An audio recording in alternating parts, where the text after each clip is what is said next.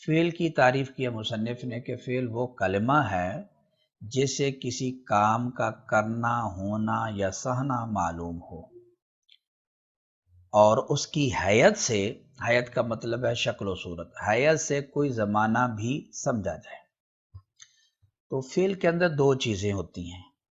پہلی چیز یہ ہے کہ اسے کسی کام کا کرنا یا ہونا معلوم ہوتا ہے، کوئی کام ہوتا ہے، کام کا کرنا یا ہونا معلوم ہوتا ہے، اور اس کے ساتھ دوسری چیز یہ ہوتی ہے کہ زمانہ ہوتا ہے۔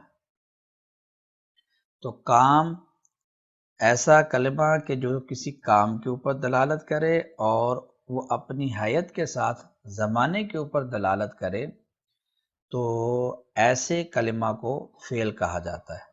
مثلا مثال دی، احمد آیا، محمود آتا ہے، خالد آئے گا۔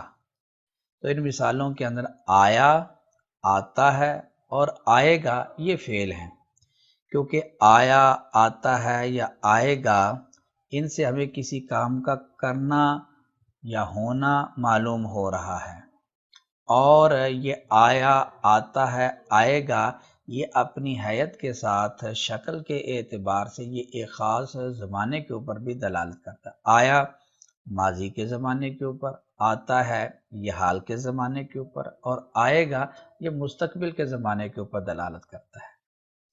اسی طرح مثلا ہم اگر فارسی کے اندر مثال دیکھیں تو جس طرح کہ گفت اور گوید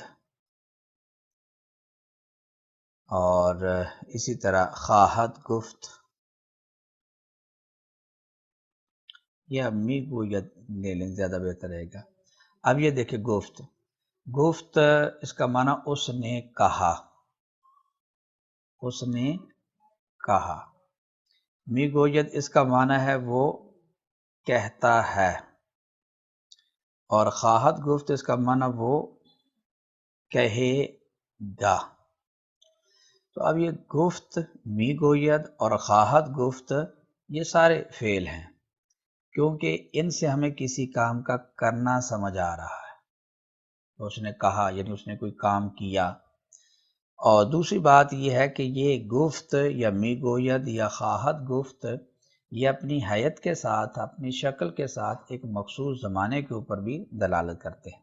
یہ گفت، یہ جو حیت ہے یہ زمانہ ماضی کے اوپر دلالت کرتی ہے، اور می گوید یہ حیت زمانہ حال کے اوپر دلالت کرتی ہے، اور یہ جو خواہد گفت ہے یہ حیت یہ زمانہ مستقبل کے اوپر دلالت کرتی ہے۔